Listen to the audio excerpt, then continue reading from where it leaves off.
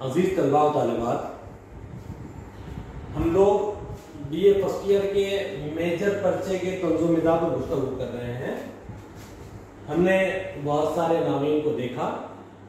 پچھلے لیکچر میں ہم ادب میں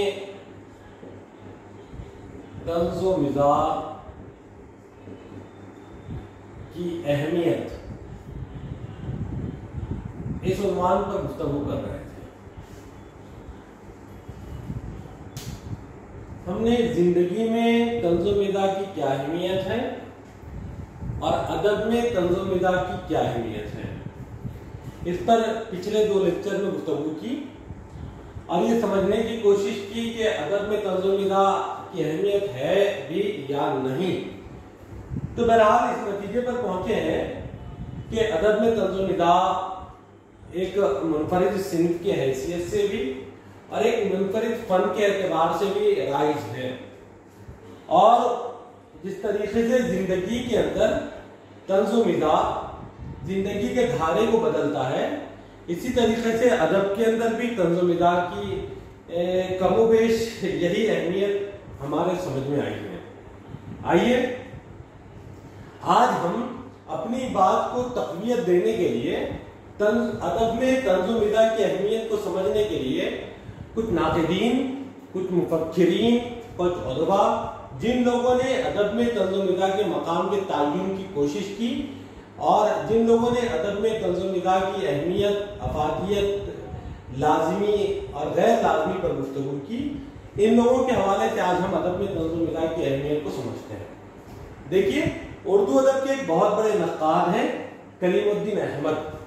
کلیم الدین احمد انگریزی کے پروفیسر رہے پٹنہ یونیورسٹی میں، اردو کے نقاد ہیں،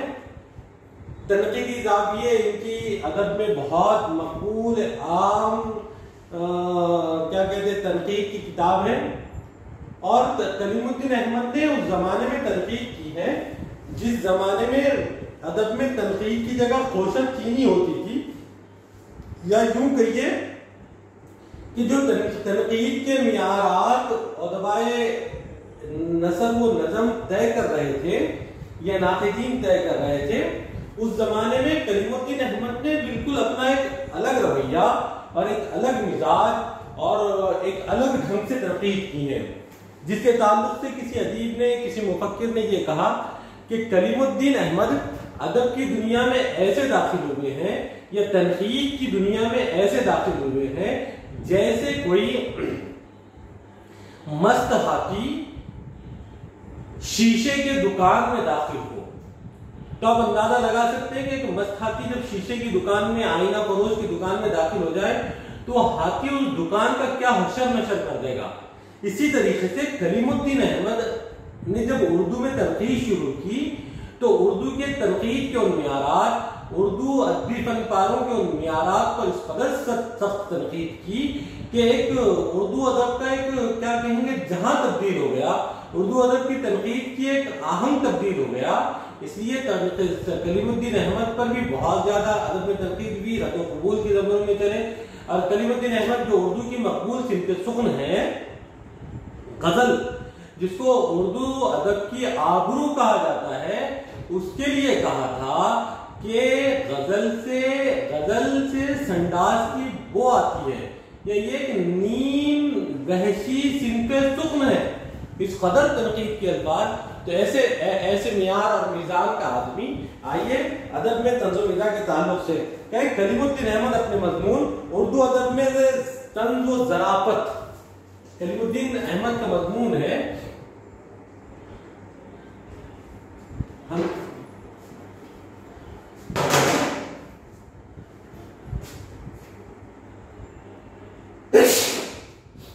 کلیم الدین احمد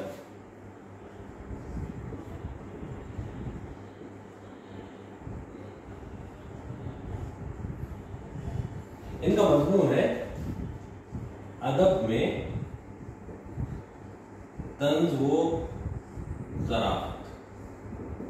اس مضمون میں لکھتے ہیں، کلیم الدین احمد اس مضمون میں لکھتے ہیں کہ ادب میں انسان کے تمام دماغی اوصاف اس کے سارے حواس کو بروئے کار لایا جاتا ہے۔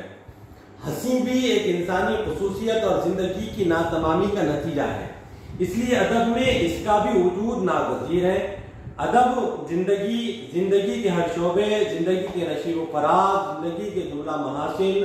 وہ مائب کی ترجمانی کرتا ہے۔ زندگی کے تمسخر انگیز پہلو کی عکاسی ادب میں اسی قدر ضروری ہے جس قدر زندگی کے وقت انگیز پہلو کی۔ زندگی میں روشنی بھی ہے اور تاریکی بھی، خوشی بھی ہے اور غم بھی، ہم روتے بھی ہیں اور ہنستے بھی۔ ادب اس روشنی اور تاریکی، اس خوشی اور اس غم، اسی ہنسی اور آنسو کا آئینہ ہے۔ عموماً خیال کیا جاتا ہے کہ ادب کا وہ حصہ جو ہنسی کا ترجمان ہے زیادہ اہم نہیں، یہ محض تفریح طبع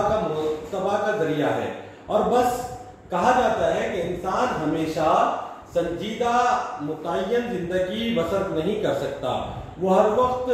اہم، پیچیدہ اور گہرے امور میں دلچسپی نہیں لے سکتا، اس لیے اسے ضرورت محسوس ہوتی ہے کہ تفریح طبع کی، دل بہلانے کی، دماغ میں شگفتگی پیدا کرنے کی، جس طرح ہم روزانہ کام کی تھکن، یک رنگی، دشواری سے وقتی نجات حاصل کرنے کے لیے سینما چلے جاتے ہیں، بینہ اسی طرح ہم سنجیدہ مشکل تحریروں کے مطالعے سے تنگ آ جاتے ہیں تو ایک ہلکی لطیف تحریروں کی طرف رجوع کرتے ہیں جن سے سنجیدہ تحریروں کا بوجھ ہلکا ہو جاتا ہے۔ دیکھیں، کلیم الدین احمد کا کہنا یہ ہے کہ سب سے پہلی بنیادی بات تو یہ کہ ہنسی مذاق اور ظرافت،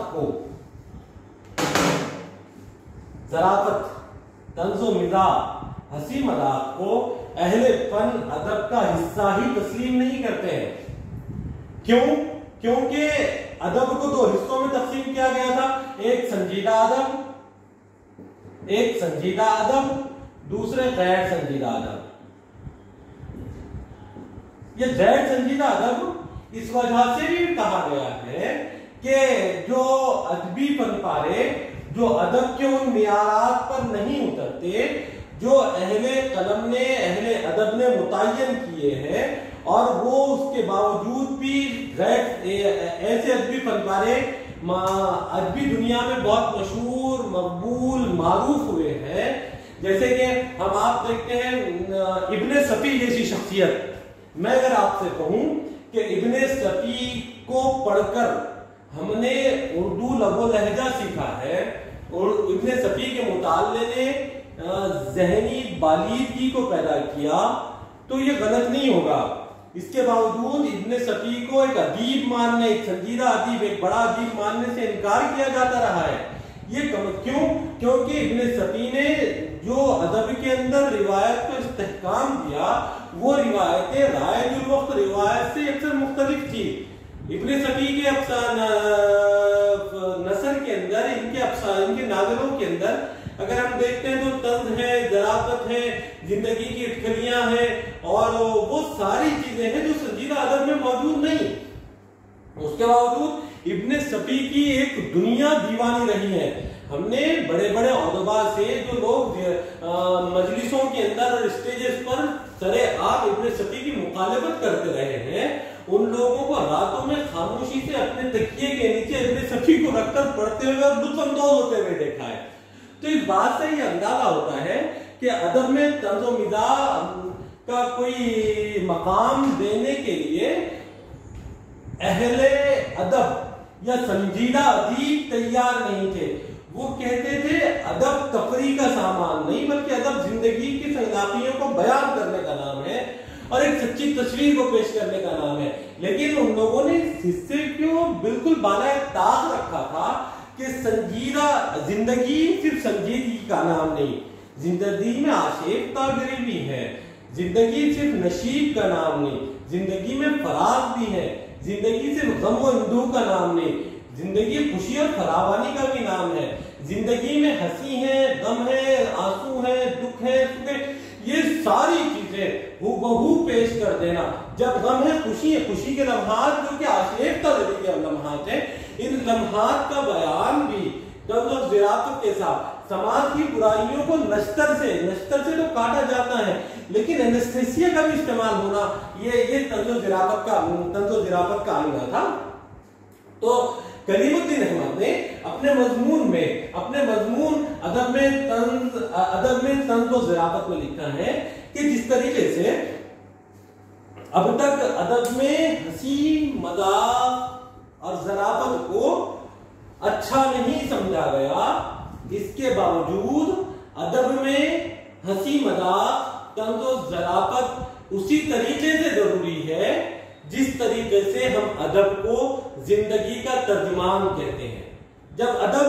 जिंदगी की तर्जुमानी करता है तो जिंदगी सिर्फ संजीदा पहलुओं का नाम नहीं, बल्कि जिंदगी के नशीब व फराज भी है, जिंदगी में हंसी गम भी है, जिंदगी में खुशी और आसानियां भी है, तंगी और ताराजी भी है। ये सारे पहलू जब बयान हो तो उसमें तंज़ व ज़राफ़त खुद ब खुद अपनी जगह बना लेते हैं। इसलिए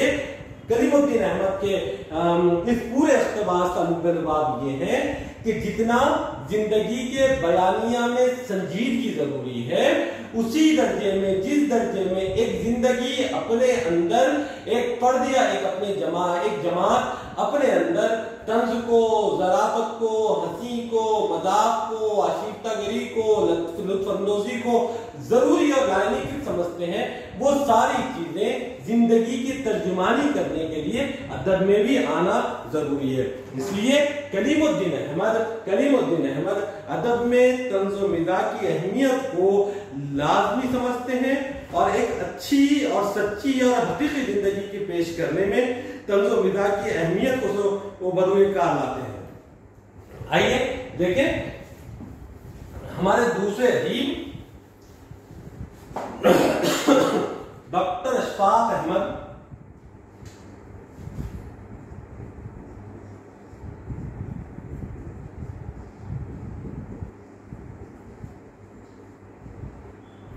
अपने मजमून उर्दू नसर में तंज़ व मिज़ाज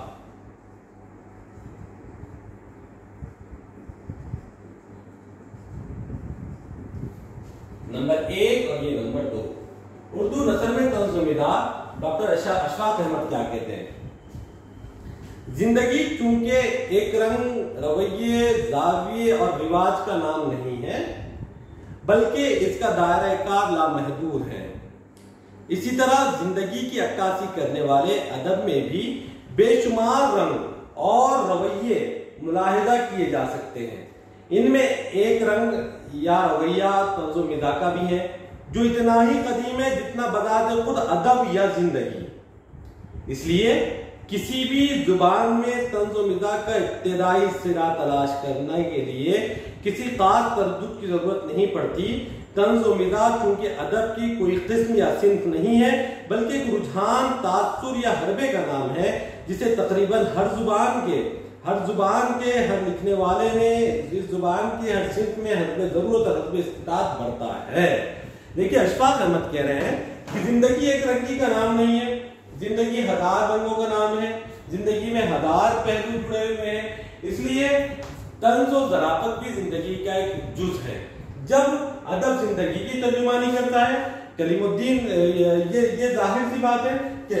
डॉक्टर अशफाक अहमद साहब भी कलीमुद्दीन अहमद की बात की तायीद करते हुए नजर आते हैं कि अदब में तंज़ व मिज़ाज की अहमियत को बताते हुए नजर आते हैं कि जिस तरीके से जिंदगी के अंदर एक रंगी नहीं है, जिस तरीके से जिंदगी के अंदर हमको लामुंतहा पहलुओं से दो चार होना पड़ता है, उसी पहलुओं में तंज़ व मिज़ाज भी एक जुज़ है। हम जब जिंदगी के अंदर तंज़ व मिज़ाज को बरतते हैं या तंज़ व मिज़ाज को फेस करते हैं, तो हम ये चीज अदब के अंदर भी इख्तियार करते हैं। इसी तरीके से अशफाक अहमद का कहना ये भी है कि तंज़ व मिज़ाज कोई अदब की मुस्तकिल सिंफ तो नहीं है,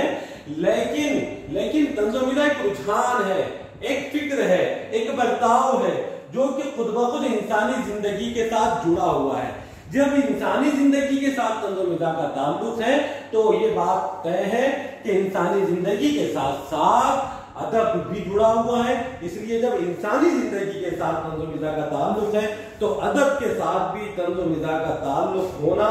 लाजमी है। आइए अगले अदीब फिर कलीमुद्दीन अहमद का एक कोटेशन है जो यहाँ पर तहरीर किया गया इसी इख्तिबास से कलीमुद्दीन अहमद का कहे, मिज़ा निगार अपनी दूररस निगाहों से जिंदगी की उन नाहमवारियों का इदराक कर लेता है जो आम निगाहों से ओझल होती हैं। वो न सिर्फ उनका इदराक करता है बल्कि उनसे लुत्फ भी उठाता है और हमदर्दाना रवैये से इनका फनकाराना इजहार भी करता है। कलीमुद्दीन अहमद कह रहे हैं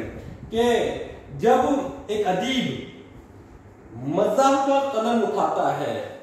तर्ज का कलम उठाता है, तो जिंदगी की उन नाहमवारियों को देख लेता है जो एक आम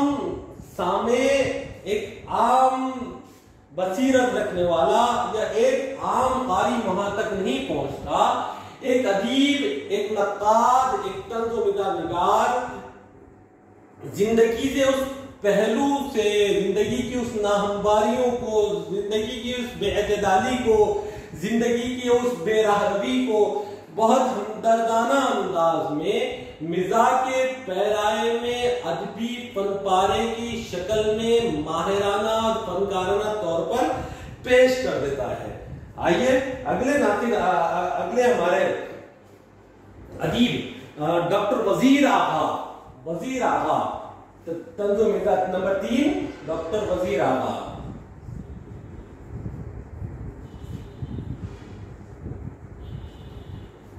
डॉक्टर वजीर आगा अपनी किताब उर्दू में तंज़-ओ-मिज़ाह, उर्दू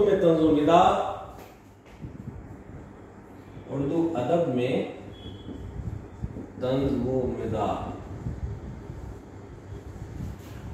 डॉक्टर वजीर आगा उर्दू अदब में तंज़-ओ-मिज़ाह में लिखते हैं,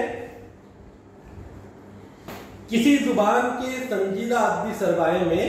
न सिर्फ वो खालिस तख्लीकी मवाद मिलता है जिसे अदीब का जज्बाती और एहसासी इन्माक जन्म देता है, बल्कि इसका मुअत्तबा हिस्सा उसी तनकीदी मवाद पर भी मुश्तमिल होता है जो अदीब की क़ुव्वत मुशाहिदा और ज़हनी इदराक के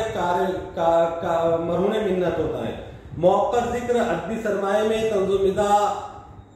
तंज़ व मज़ाहिया अदब भी शामिल है और ये अदीब माहौल की बेअतदालियों, फर्द की नाहमवारियों पर नजर एहतिसाब डालता है। इसमें फर्क सिर्फ ये है कि तनकीदी अदब अपने संजीदा अनासिर के बाद एक रद्द अमल को भी तहरीक दे सकता है, लेकिन तंज़-ओ-मिज़ाह अदब मलामत तशरीयत के एक खुशगवार इम्तिजाज के बाद काबिल बर्दाश्त होता है और किसी नागवारी के अमल को तहरीक नहीं देता। बड़ा अच्छा फर्क यहाँ पर कह रहे हैं कि एक नक़ाद जब किसी जिंदगी की नाहमवारी, बेअतदाली, नागवारी को बयान करता है तो अपनी वो नाक़दाना कलम से तीर चला देता है, लेकिन एक तंज़-ओ-मिज़ाह निगार जिंदगी की उसी बेअतदाली, उसी नाहमवारी और उसी नाबराबरी को जब पेश करता है या माशरे की उसी बुराई को जब एक नक़ाद जब पेश करता हो तो तीर चला देता है। लेकिन एक तंज़-ओ-मिज़ाह निगार एक ऐसा अदीब जो तंज़-ओ-मिज़ाह को अपने फन में बरतता है, वो जब उस माशरे की बुराई को, माशरे की खराबी को, माशरे की बेअतदाली को, फर्द की माशरे की बेअतदालियों को पेश करता है तो हमदर्दाना अंदाज में पेश करता है। उसके ऐसे पहलुओं को तंज़-ओ-मिज़ाह की मुलम्मा कारी के साथ बयान कर जाता है कि वो माशरे पर गिरा भी नहीं गुजरता, बल्कि उसके अंदर से इस्लाह का पहलू वाज़े होकर उस बुराई और बेअतदाली को खत्म करने का जज्बा पैदा करता है। वहीं पर तनकीद उन जज्बों से आ रही होती है। इसलिए हमको ये समझना जरूरी है कि जब जिंदगी का बयानिया हो और कलमी पैराए में मंजर आम पर आ रहा हो तो वो शेरी अंदाज में हो या नसर के अंदाज में हो, वो अदब कहलाता है। वो शेरी अंदाज में हो या नसरी अंदाज में हो, वो अदब कहलाता है। और अब जब अदब जिंदगी का तर्जुमान है तो अदब ये मान लीजिए कि अदब जब जिंदगी का तर्जुमान है, जब अदब जिंदगी की तर्जुमानी करता है या अदब जिंदगी की कलमी तस्वीर पेश करता है या अदब जिंदगी का आईना है, तो ये बात तय है कि जिंदगी एक रंगी का नाम नहीं, जिंदगी किसी एक पहलू पर जीने का नाम नहीं, बल्कि जिंदगी अथाह पहलुओं से गुजारने का नाम है। जिंदगी के अंदर खुशी है, गम है, सुख है, दुख है, आंसू है, हंसी है और नशीबो फराज है। जब ये सारे आईने अदब में ढलते हैं एक माहिराना और फनकाराना तौर पर, तो जब अदब में ढलकर सामने आते हैं तो ये बात भी लाजमी है कि अदीब अपनी फनी महारत को बरुए कार लाते हुए अपने मिजाज और अपने इन्हमाक और अपने इदराक को बरुए कार लाते हुए जिंदगी के उन पहलुओं को भी कलम के हवाले करता है जो पहलू जिंदगी के नाहमवारियों को पेश करते थे, और इन नाहमवारियों से जो एक अदब वजूद में आता है और उस तंज निगार, उस मिजाज निगार के मिजाज की अक्कासी उस अदबी फनपारे में होती है, तो ये भी जिंदगी का आईना बनकर एक जिंदगी की सच्ची तस्वीर बनकर हमारे सामने आती है। किसी शायर का एक शेर था कि हाथों के जख्म नहीं कोई देखने वाला, शीशा तराशने का हुनर सोच रहे हैं।